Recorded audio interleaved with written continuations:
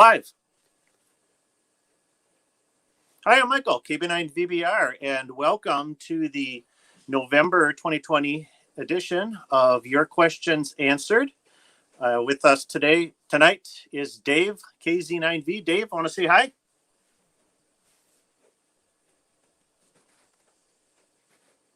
Dave's buffering a little bit, so hopefully his signal will catch up there. But in the meantime, I'm gonna run the bumper here while we kind of get things going up. I think he crashed.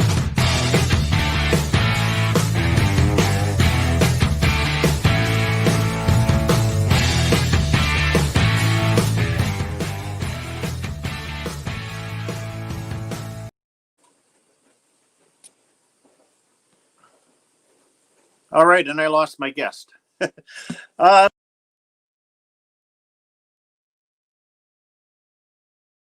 Community. So if this is your first time watching, please hit that subscribe button. And also don't forget to check us out on Patreon, KB9VB, or patreon.com/KB9VBR antennas. Exclusive contents over there. Also, you can, by being a patron over at Patreon, you can help support the mission. So with that, Dave, can you hear me?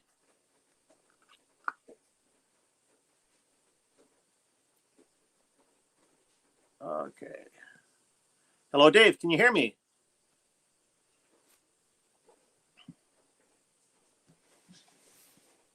Well, my guest today is Dave, KZ9V. He's a ham over from the Eau Claire area, which is about 90 miles west of here. And the reason I brought Dave on today, or this evening, is that he's also been a Parks on the Air aficionado, hitting over 22 activations this year. So far this summer and into the fall. So hopefully we can talk a little bit more about with him.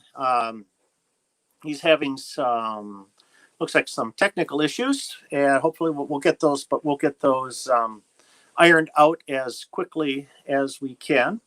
I'm just kind of stall here for a second where people are starting to fill the room up. So if anybody's got questions for this evening, you can post them in the comments. I'll filter through them. I also had some questions that were emailed to me earlier today, and we'll go through those too. But we should have a fun packed show tonight. Like I said, one of the things we're going to talk about is Parks on the Air. Some of the good, the bad, lessons learned. Hopefully, we can use my experiences and Dave's too if we get him back online as a if you're planning to do your own Parks on the Air activations. So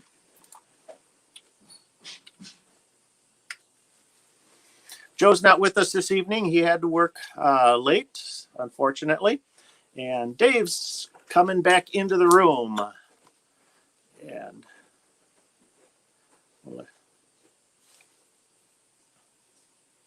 while he gets a connection there, we'll say some. It looks like we got some people kind of filtering in here. A few regulars. Andy Cowley, I know you've been here before, so good evening, and Ben and Marty, Christiana. I know we've chatted before. Good evening, Rod, all the way from VE2 land. Greg 2EO. Hey, the UK. Good evening, and Dave. Can you hear me? Yes. No. Maybe. You're kind of stalling out. Maybe try turning the camera off and just go with the audio. See if that works. Ben from Houston is joining us this evening.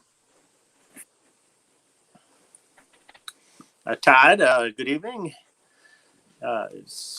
Looks like you recently ordered an antenna, so I thank you for that. Let's see. I live in a townhouse. What's a good commercial unit I should consider? Rod says, what's a good, I have about 1 meter height in the attic. Let's see, 2.76 meters, 1 meter. You don't have a whole lot of space. The smallest commercial antenna I can think of is the Diamond FTDX10SDR, and that is about 5 feet. So that might be a little bit too small. If you only got about a meter, one option might be with a maybe using a mobile antenna, a mag mount on a metal plate or something like that. That might be a good option for you. Okay. Let's start the stream by fixing the stream. We're working on it. We're gonna try to get Dave in there again. See if he can come in without the camera this time. Dave's on kind of a 4G link, so cellular MiFi. So sometimes it's not the best. We were hoping we did a test run and things ran great, and it's okay. We got you back again. I feel like I'm talking to somebody on the moon or something with the delay.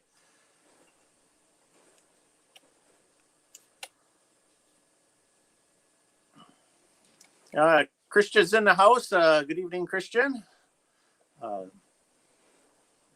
Good to see you on there. And Dave's not here, man. Dave's here, but he can't hear me. So,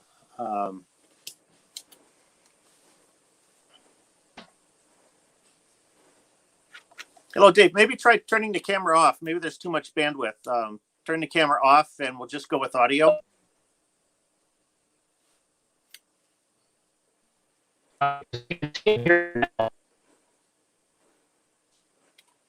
Yeah, let's try turning the camera off and do audio only.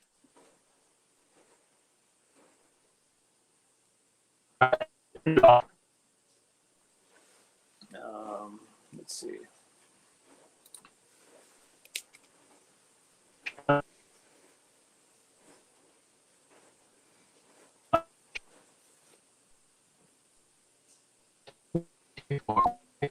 Well, he's kind of catching. Dan asks, if I'm building a quarter wave ground plane antenna for 2 meters, should I build a common mode choke? And if so, what length of coax should I reserve for the choke?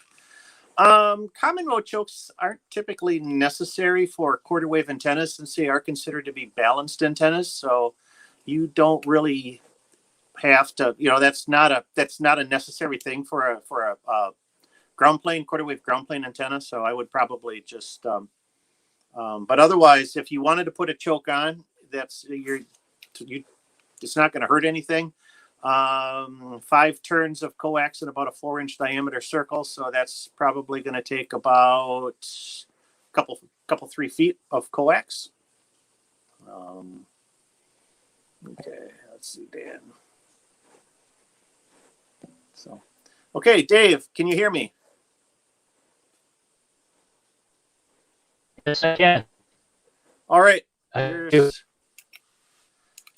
Still a little bit rough, but I think we might. Hopefully, there's less overhead keeping the camera off. So, how you doing this evening? Okay. I'm doing good. I was worried the connection here is a cell phone, and I don't have the world's greatest connection here, but I am happy to be on the show. All right. Well, thanks for joining us this evening. And we're kind of filling up time here, I guess, while other people are coming into the room. Dave, I mentioned that you're another local ham. You live about 90 miles west of me. I don't think we've never met. I don't think we've ever met personally, unless we bumped in at a ham fest or something. But why don't you just start out by introducing yourself, a little bit about yourself, how you got started, things like that. Yeah. I looked in the log, Michael, and we did actually work at one time. It was during a Wisconsin QOTD party, and I think it was maybe in 2018. It was a couple of years ago. But I've been a ham since about 1974. I grew up in Tomahawk. When I was, I think, a junior in high school, and I was inactive. If you look on my QRZ page, you can read all the boring stuff. But like a lot of guys, after I graduated from college, I spent about 35 or 40.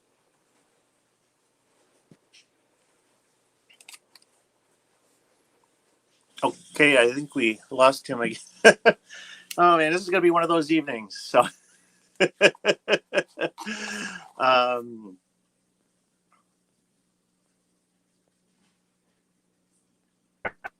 Having a lot of fun. Now I've become addicted to Parks on the Air. So I'm blaming all of that on you, but it's been a lot of fun, and so that's kind of what I'm up to. all right, well, good deal. So, how did you? Now, you said you've done what? 22 Parks on the Air activations this year. Actually, I've done 22 unique parks, but I've actually done 44 activations. Holy smokes! So, what's your normal setup? I guess when we start talking Parks on the Air, what is your what do you usually do to for your radio and antenna? Okay, the audio is a little sketchy, but I got the question. The setup is somewhat similar to you in that I've taken a liking to the linked dipole. So that's my go-to antenna of choice. When I started about 4 or 5 months ago, I was using exclusively a fan dipole, which is similar to the linked dipole, except with the fan dipole, I had elements for both 40 and 20. Now with linked dipole, of course, it's just two legs. It's in an inverted V, and it's like yours. It's good on 20, 30, and 50 meters. And then I've actually created an extension for it on 80 meters. And so that's my go-to antenna. I've recently experimented a little bit with rooftop shark hand sticks, thinking that when it gets really cold, I'm not going to feel like going out and setting up an inverted V in the snow in the 20 below zero. Oh yeah. So with the shark sticks a little bit, and I always pronounce it wrong because nobody knows how to pronounce it, but it's the Chinese Zygu. It's the G90, and there's quite a few guys using that. Not nearly as many, not nearly as popular as 891 they use, but that's my go-to radio. And what I really like about it for these POTA activations is that it has that built-in tuner, which is a big plus, and it has the BSWR built-in analyzer, which very few radios have that. Yeah. And this thing is small. I can carry it around, and it's real easy on the batteries. And the one shortcoming, which I really don't find as a shortcoming, is 20-watt output. I've never had an activation fail because I didn't have enough power. So that's my video. And usually I'm battery powered with a LifePole 8 amp hour battery.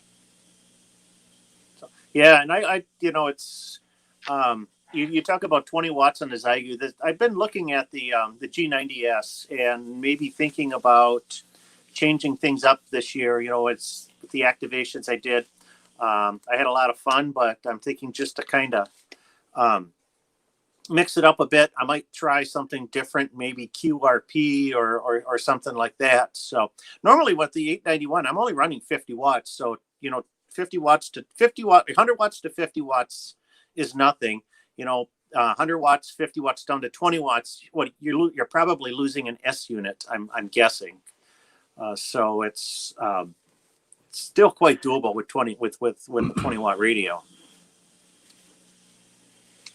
Yeah, absolutely. And when you get spotted on the POTA website, there's no shortage of context. It doesn't matter if you're working single sideband or if you're working CW, or I've even had some success with RTTY, which is really a cool mode, and I wish more POTA guys would do that.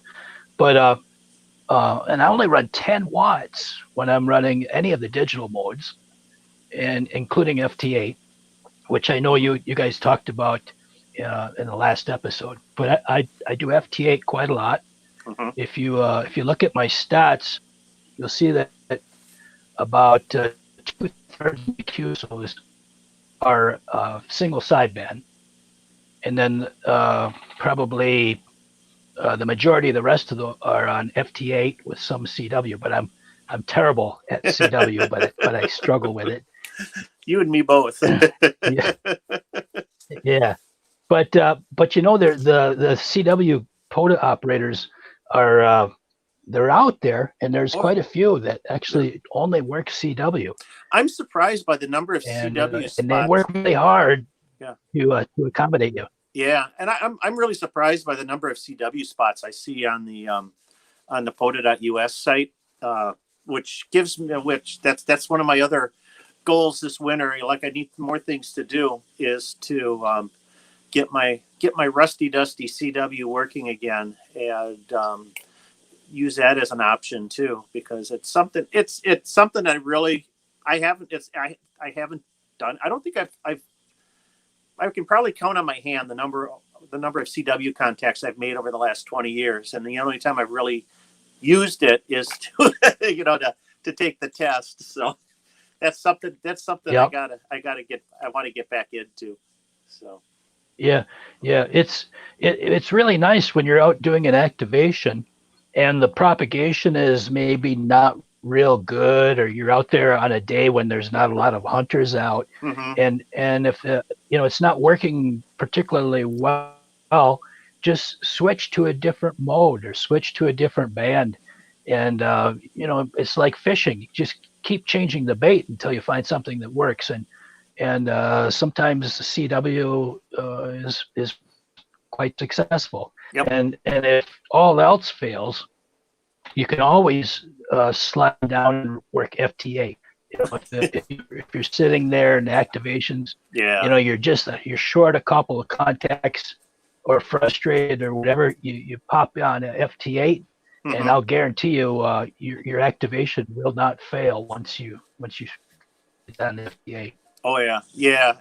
I've talked about my struggles with FT8, and I think it's mostly due to timing. So it's and we've had a few people make suggestions for me on time synchronization. So of course there's a little GPS dongle, and I might order one of those and give those a shot so I can synchronize the clock on my computer. Yeah. Software application called. My experience with FT8 is that the clock is crucial, but it's not as crucial as some people think.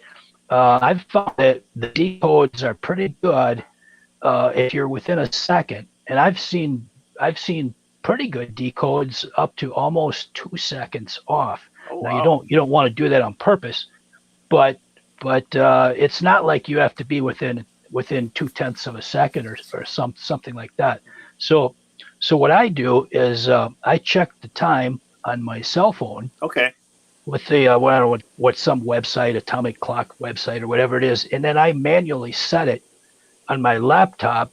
If my laptop is off more than a half a second, I'll just manually adjust it. So I don't use any of those automatic synchronizer features at all. Okay. And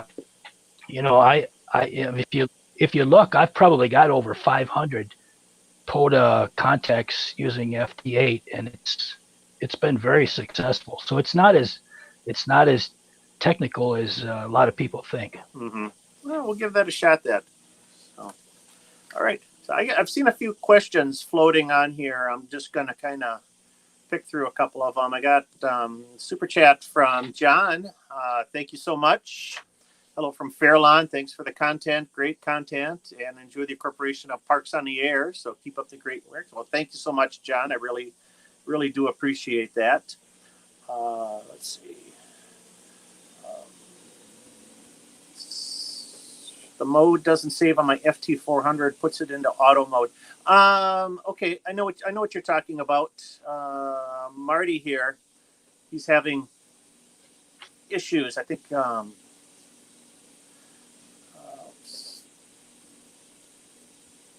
on I thought I saw another one. Oh yeah, FTM 400, and the mode doesn't want to save. Is there a special way to program it so that the mode saves? The mode on the FTM 400, the mode does not save.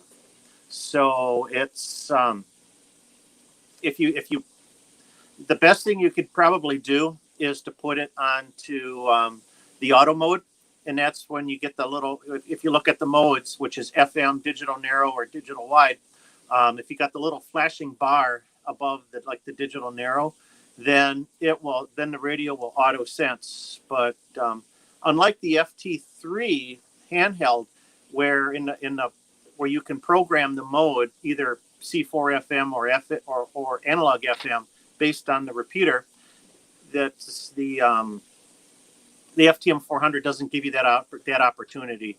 It's always the mode is the mode you select by pressing the mode button on the radio, and that's kind of an unfortunate feature. I don't know if a feature or whatnot, or one of the unfortunate downsides of that radio. So, and Dave, I don't know if you've got a FTM 400 or not, if you've run into that experience, but No, I do not. okay.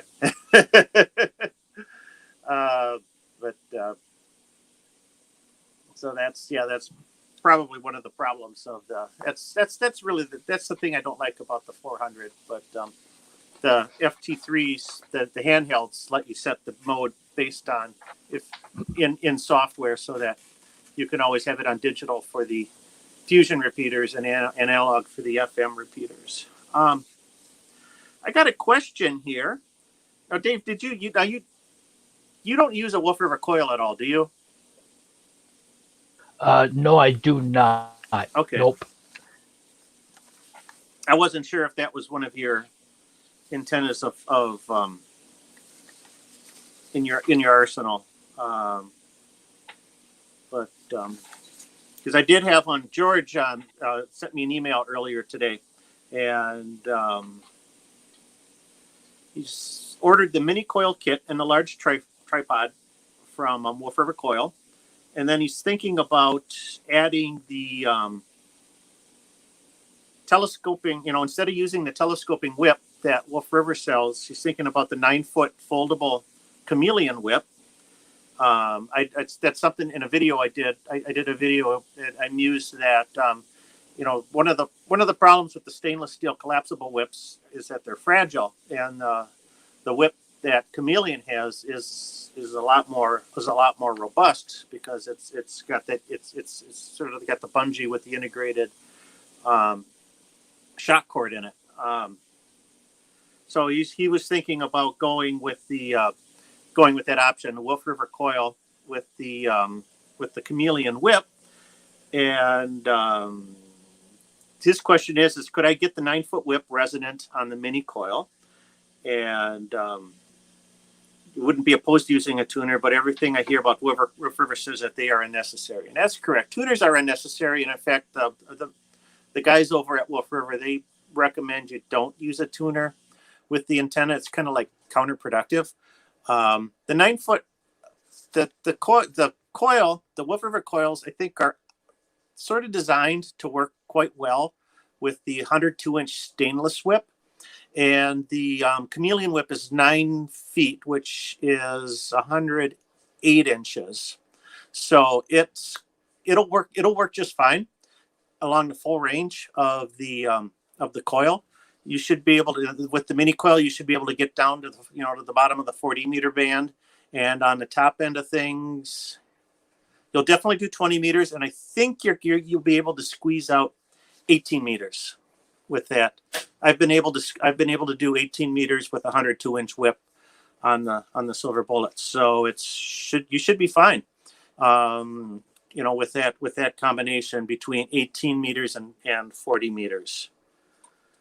With the ground radios and counterpoise, so you're just unfolding them in a line or applying tension. I got I got 3 radios. I keep them on a kite winder, and I just roll them out. I don't put them under tension or anything like that. I just make sure that they're not coiled or kinked or looped or anything like that. So hopefully that helps you out. Let's see. I've seen some people are chatting here about coax. Hopefully, yeah. VHF. If you're thinking VHF, UHF, coax LMR 400 is a good choice for that. So I wouldn't go. If I wouldn't go for anything smaller than that unless it's a very short cable run. Dylan asks, "Hey, you in Wisconsin?" Yep, we're in Wisconsin. In fact, the weather here this week has been beautiful. I don't know about you, Dave, but I'm enjoying the 70 degree weather we've had this week.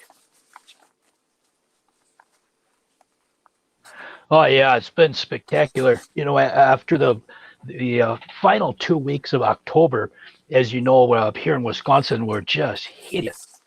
Winter came ungodly early. Yeah. Oh, we lost him again. Dave will be back in a second. Yeah, but the last 2 weeks of October were terrible. It was cold. We had snow, wind and rain, and it was a mess. I mean, I was camping 2 weeks ago. Okay, we got you back again, Dave. The luxury being pretty much retired on Monday and Tuesday, took advantage of the really nice weather, and took the link dipole design and my fabrication there and put that out there. And you know what's really great, besides the beautiful weather here in Wisconsin right now, is the sunspot activity has picked up, and 15 meters has been just a joy for the last week. And nice. I haven't heard much on 15 or 10 meters for a long time, but I've worked a lot of DX. I'm talking about all over America with a 10 or. Nope, we lost him again. So I got those school kids must be all home and gaming on his cell link, so he's kind of in and out. But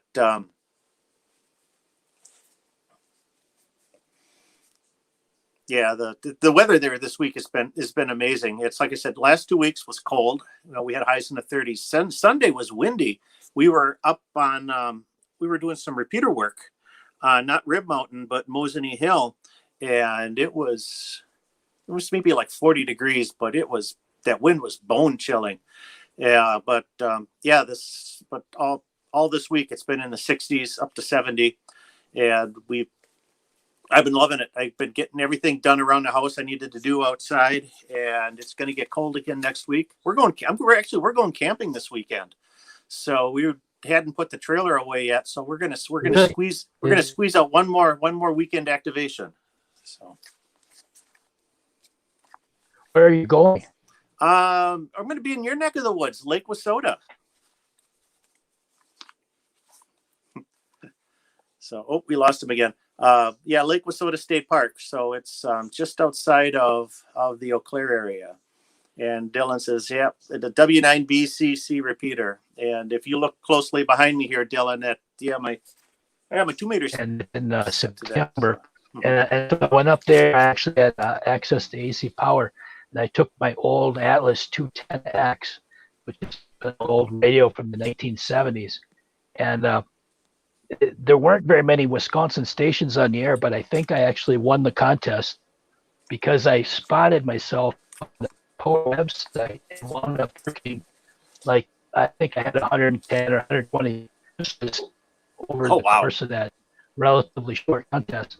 But that was at Lake Wissota, and that's only about it's about 16 miles from my house. I'm just south of Lake Wissota. All right. Hey, well, maybe we can get on 2 meter simplex or something. So I'm not sure what antenna I'm going to be running this weekend. I might go the vertical route. We'll see. It's the last time I was at Wissota, I don't remember the trees over in the campground. I think they were more of the scrubby type. I don't think there was any like really tall trees there. So if I remember correctly. So we might be Yeah, going. when I've activated, when I've activated from Lake Wissota, I've usually done it from the parking lot, just after you go past the ranger station. It's on the Okay. right hand side, and so you park and you're facing kind of west, and you have the beautiful view of the huge Lake Wissota. So yeah, last time I was there was my experiment with the shark ham sticks, Hmm. which and again, I guess I don't want to be an advertiser so much as an advocate, but I had very low expectations for a rooftop magnet mount HF antenna. But these ham sticks have been very, very exciting. I'm very optimistic, with such low power to be able to consistently have successful activations with ham sticks makes me very encouraged about the opportunities this winter. When the weather is bad. Yeah. So that's very encouraging. I don't know if you've had much success with a rooftop magnet mount type HF antenna, but I wasn't expecting nearly what I'm able to do. Well, let me tell you my rooftop mag mount HF antenna story. So because this is a good one.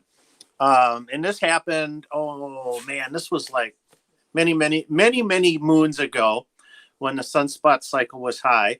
And I had somewhere in my arsenal, one of the original Lakeview Antenna Company ham sticks, a 10-meter one. And I borrowed a tri-mag base and I put it on the top of the vehicle, and with just a little, all I had for HF at that time was a 10-meter, one of those Radio Shack HTX10s, if you remember that. So, but it did 10-meter sideband, about 20 watts or so, or 50 watts, I don't remember. And got Budapest, Hungary, on 10 meters with this ham stick, and that's great. So I'm really happy. And I said, well, this ham stick, it'll stay up there. It'll stay up there just fine with a tri-mag base. So I took off with it, and it was going good until I got on the highway, and we got up to highway speed, and all of a sudden I was talking to somebody on the repeater, and as I was talking, I heard this thunk on the roof of the car. Well, the magnets peeled off, and you could hear that antenna rattling and banging and banging and banging on the top of the car. So we took the next exit and brought the antenna in. So it wasn't the best idea. But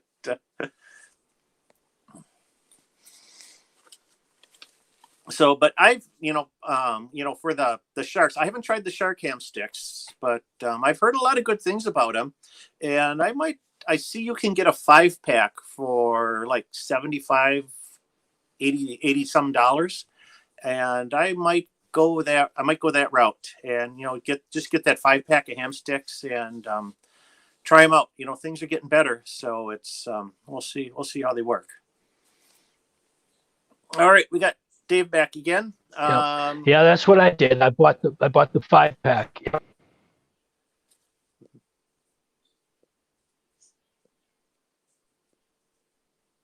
Okay, so yeah, that might be a good Christmas gift. I'll recommend it to my wife that I need the 5-pack of antennas. So, okay, let's see.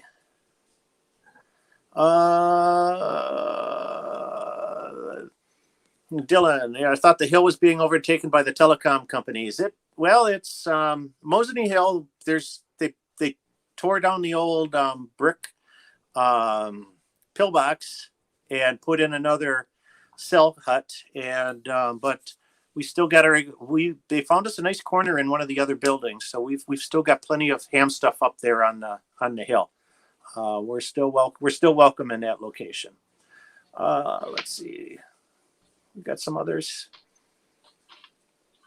Robert Kilo from KD5GRD. That's call sign sounds familiar.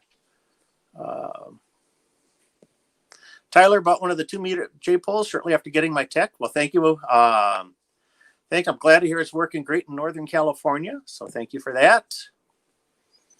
And Cliff, this is a good segue. won't be long to be a time for your holiday gift ideas. So I'll be getting ready to put together here pretty soon. And actually, I got on my list of items to talk about tonight is holiday gift ideas. If anybody's got any, suggestions, I always do an annual list of things that I would like to see under the tree or in my stocking. So it's if there's something that you'd like to see, well, maybe we'll kind of put that together on the gift list. Expect that gift list video to come out around Thanksgiving time. I don't know if it'll come out before Thanksgiving or right after Thanksgiving. I'm still trying to figure out the timing, and who knows? Black Friday's not going to be what it used to be anymore. So we'll see what happens there. But I do have something that I think everybody would want to see under the tree. Yaesu announced a new transceiver, the Yaesu FTDX10SDR or software defined radio transceiver. I think they made the announcement. It was right before Halloween, and they say it's going to be available in early December. I see online that all of the ham radio outlet and all that, DX Engineering, they're taking reservations for it. It's not available for sale yet, but it's I'm guessing as soon as stock gets into their store. I'll pop up a picture of it. I can pop up a picture here of it, I think, if I can find my... There we go. There's the FTDX10 SDR receiver. It looks like specs, it's about the size of, it's roughly about the size of their FT991. So if you can imagine the size, 5-inch display. It's got that 3D waterfall display that you see in their more expensive 101D. Hybrid SDR configuration is it'll do what they do with this radio instead of like the ICOM 7300 where it's direct conversion into the SDR. This one has a double conversion super heterodyne receiver, and then that signal gets fed into the SDR for the further processing. So they say that this hybrid design is supposed to be a lot more sensitive than the ICOM is. It's got all the other things you would expect from a DX line Yaesu, narrowband SDR, roofing, the roofing filters, reciprocal mixing dynamic range reaches 116 decibels. 250 megahertz of high resolution direct digital synthesizer for quiet and clear reception, 3D spectrum stream, front panel design for superior operating efficiency, remote control, whole 9 yards. I think it's supposed to be retail price is supposed to be around $1,500, $2,000. They haven't listed any prices. I've seen a dealer in the UK listed as 1,500 pounds, which would give us that. So, okay, let's see here.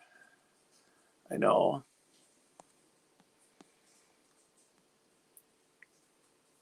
Yeah, Ben was asking what the price estimation is for the new Yaesu, and I think it's going to be in that 1,500. It's probably, I'm guessing it's probably going to be around 1995. Just figuring, what price points, what I've heard the rumor mill say. So, let's see. Questions.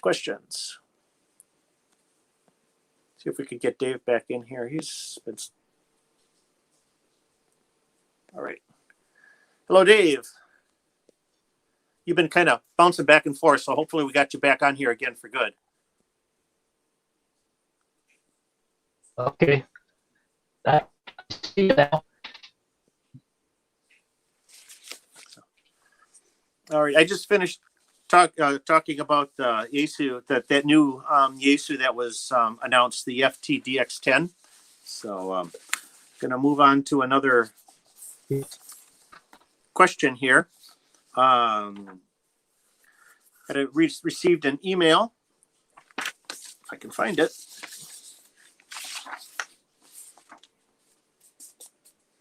And Eddie asks, seeing a watt meter power analyzers in use in line with a battery, does this help you know how much charge is left in your battery and what is the need or the use of this meter?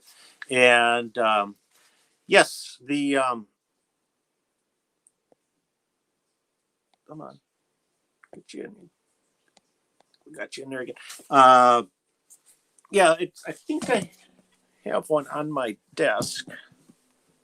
I do not have one on my. Nope, it's out in the car on the battery. Yeah, these little, you can get these little power meters. They're about this big. They're around $15, $20 online. And they actually are quite helpful because they'll tell you, if you put them in line on your power cable, they'll tell you how much, how many watt hours or amp hours that you've consumed and what your battery voltage is. So you can kind of estimate how much capacity, how much capacity is left in your battery. And that's important, especially if you're using a lithium ion phosphate battery, because you can watch as you get down to that minimum voltage, you'll know that the battery's is gonna tank. So really a good thing. Like I said, they're not that expensive, around $15. You put power poles on both ends, and then it's real easy to clip in line with the rest of your stuff there. Ben asks, we've talked, we're talking about Parks on the Air, is that he just got his first HF rig, ICOM 7300, and is looking to use it both at home and in various parks for Parks on the Air. At home, he's building the ZS6 BKW antenna, and that's a variant of the G5RV. I've got a G5RV on my roof, and I like that. So what are the various ways to hang a wire dipole antenna like this? The way I've got my antenna is the center is around 35 feet. It's at the peak of the house. And then each leg is around the 15-foot mark. The G5, you can put them in inverted V style, but if I remember correctly, you do want to get them up, want to keep them up at least, 12, 15 feet. If you don't want them to droop all the way down to like 6 or 5 feet, where you would see in a dipole inverted V format. But otherwise, it should work just fine. Or you can make them flat top, flat top too. You might get, I think if you're flat, you'll probably get better DX. If you're inverted, you might go a little bit better on the local, or either that or I got that backwards. For Parks on the Air, not sure what antenna to use. Are wire antennas generally not allowed in parks? That's a really good question. Yes and no. It depends on the state and what their rules are, because each state's park rules are different. Some state parks do not allow antennas hanging from trees, or putting stuff in trees at all, and others will allow it. And come on, Dave, come in here. But I've found that if you're in the day use areas, you probably don't want to hang wire antennas from the trees. If you're in the camping areas, in the campsites, they are a little bit more lenient on that, and you can hang wire antennas from trees and whatnot in the campsites. It seems like the rules, at least in the Wisconsin state parks, that's what I've found.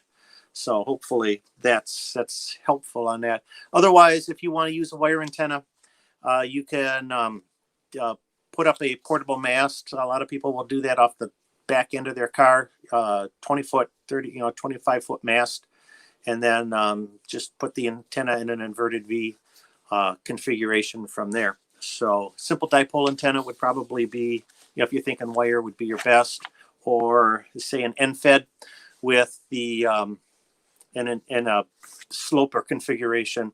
That's a popular too. Have the body, have the base where the onion is at the base on ground level, and then the other end up at the top of your mast there. So, okay. Let's see what we got else for.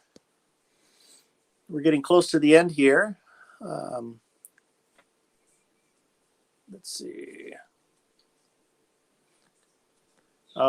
James Newham, congratulations, James. And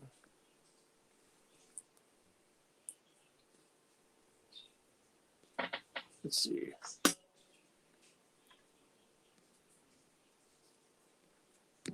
Oh, Marty says wife already has a pre-order on the FTDX10. Well, good job. You'll have to tell us how that when it ships, how you like it.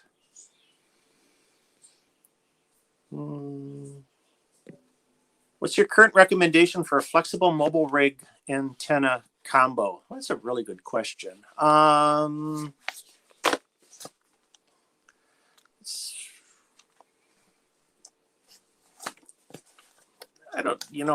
really don't do a whole lot of mobile HF. I don't know. Dave, do you do mobile HF at all?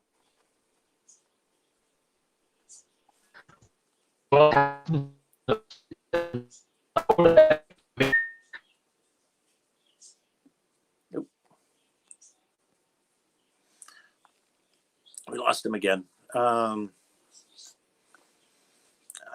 I guess, with mobile HF, it depends on what, how much you want to spend. Some people will do mobile with the Wolf River Coil, the ham sticks. When I did mobile many years ago on 10 meters, I was using, those ham sticks. You could kind of, you're limited to one band at a time. Otherwise you got to stop the car and switch them out. Might not be too bad. Otherwise, then you're looking at something like those.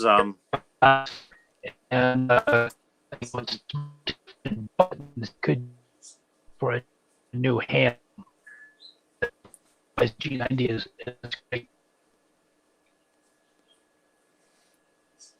Yeah, and I think like a bug catcher or something like that, or some. But those tend to be a lot more expensive. So it's. Paul says anticipated at $13.99. Boy, if that's $13.99, that's going to be an ICOM killer. That's for sure. I think the 7300 runs at about just over 1,000. Let's see.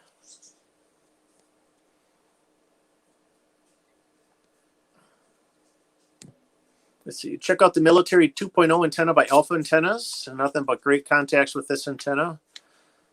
Excuse me. Alpha makes some good stuff, so I might have to take a look at that one.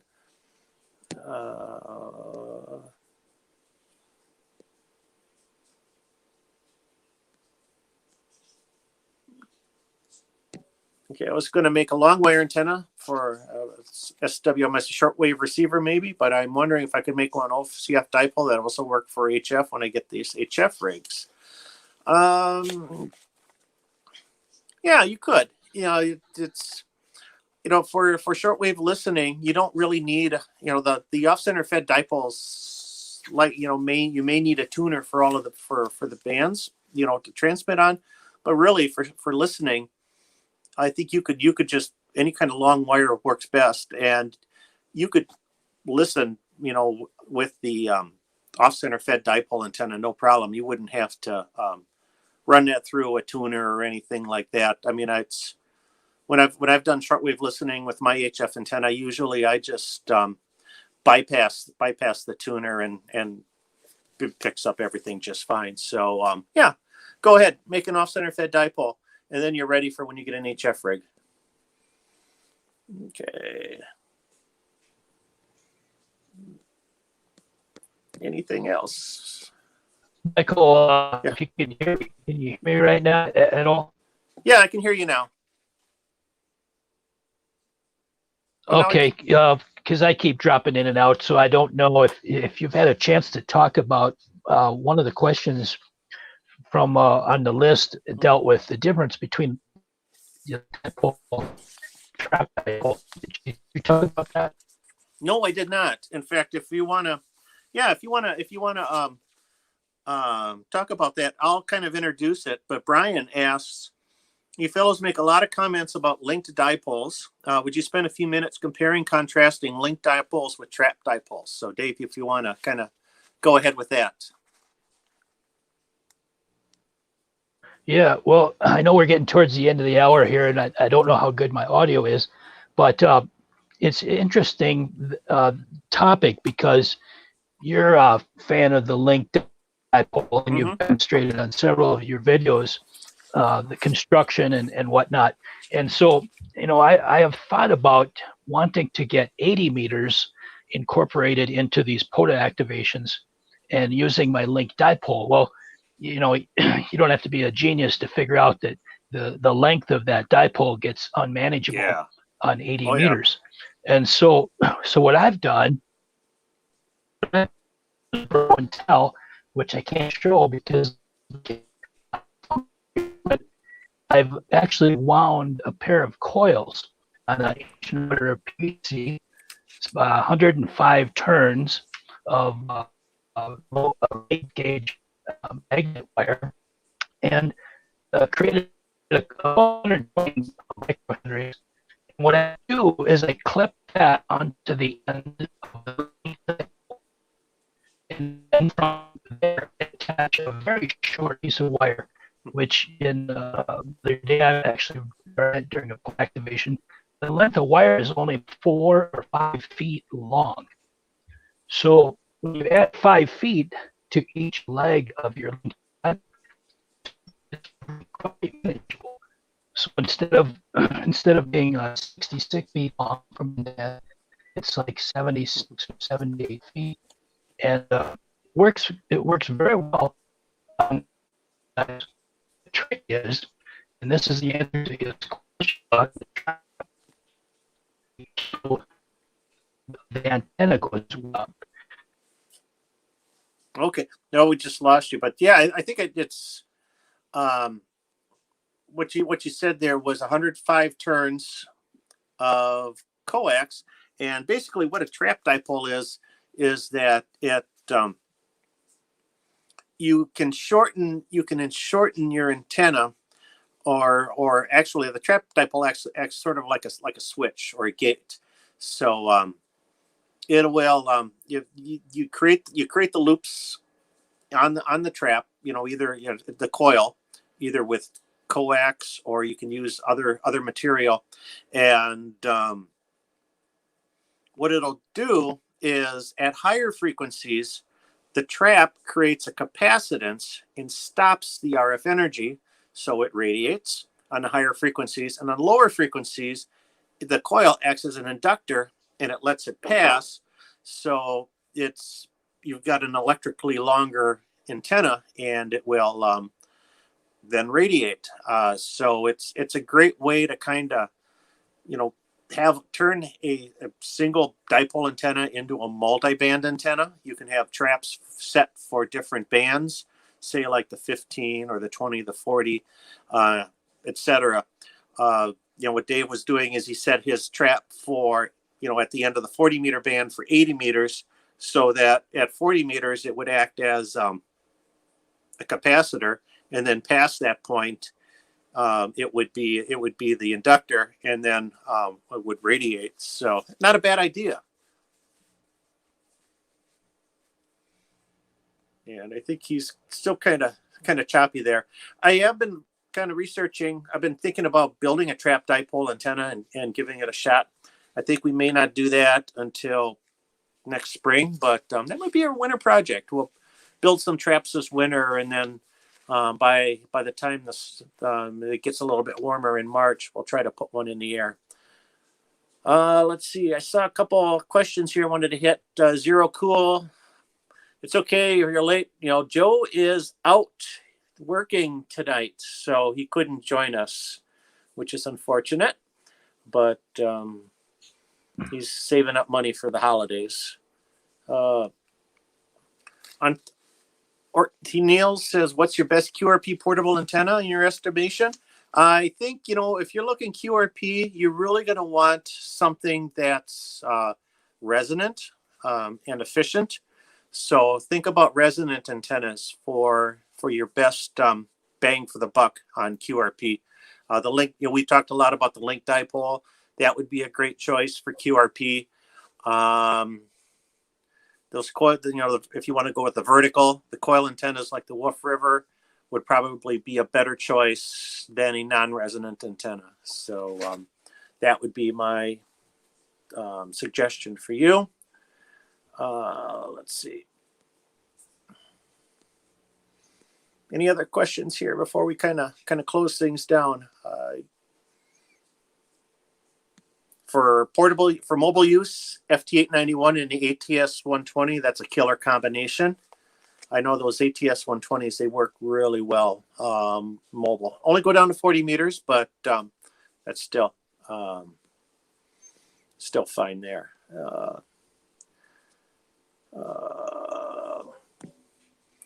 Let's see. Lilac asks about YouTube about the trunk lip mount. I do use a trunk lip mount on my mobile. It's the Diamond X400.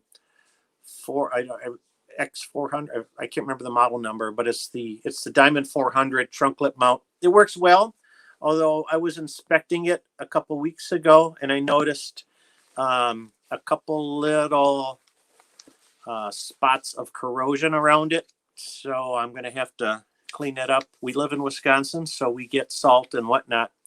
But other than that, it's solid. It doesn't move at all. And I got a big antenna on the back of the car, the Comet SBB7. So Greg asks, what link dipoles is his go-to antenna? Dave's using his link dipole is set for 40, 20, and 20, 30, and 40 meters. So it's a tri-band link dipole. And as we explained too, he can add a coil for the 80 meter band. And then finally, let's see. And I think we're kind of caught up on the get Dave live on the radio. There's nothing like 5.9 through the internet. I totally agree. We'd probably have better luck 80 meters than we would with this connection tonight. I totally agree with you on that. We did a test run about a week ago, but it was in the afternoon, and I think he was getting a better connection during the day than he is at night. It's one of the perils of living in the country.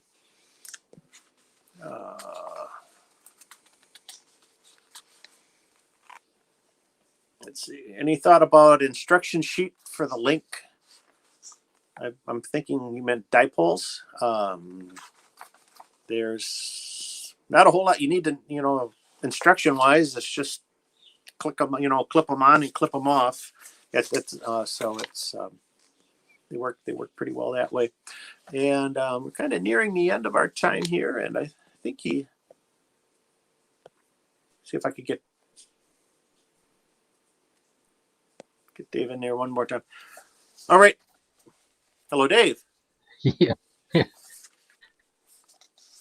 Yeah, I'm here. All right. I think we're hitting the end of we're kind of hitting our end of the hour here, and I really want to thank you so much for kind of putting up with the noise and the rebuffering and whatnot. I think we made it work, and do you have any last words before we kind of close things up for this evening?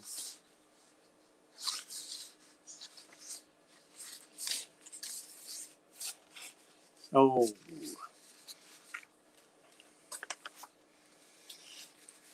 Well, with that, I think we'll kind of, like I said, we're sort of close things up for this evening. It's Hello, Dave. Video. So.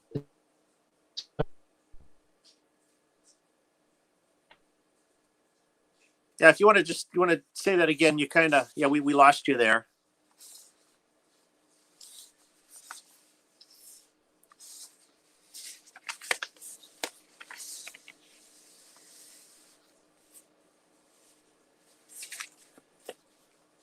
All right. Well, I think we're gonna, like I said, we're gonna kind of close things down for this evening. I thank everybody for joining us. It's greatly appreciated. I did, it's one thing I forgot to mention here. I think is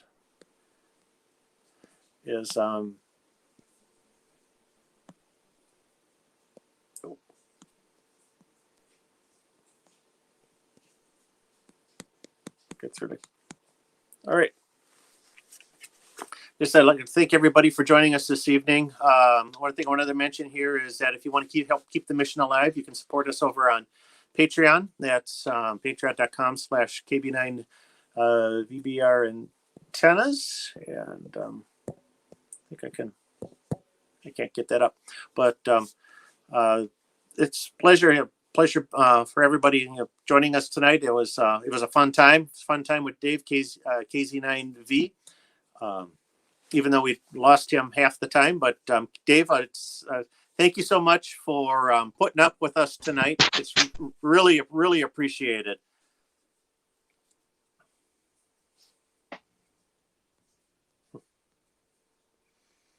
So, and with that, I think we will look for us in December.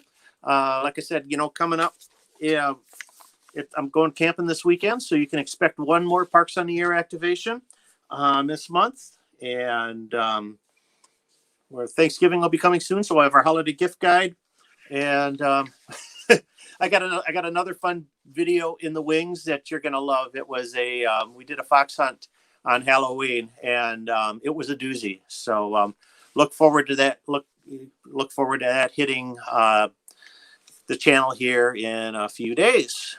And with that, I'm Michael, KB9VBR, a ham radio Q&A. It was a pleasure for everybody joining us tonight. Have a great night, and 73.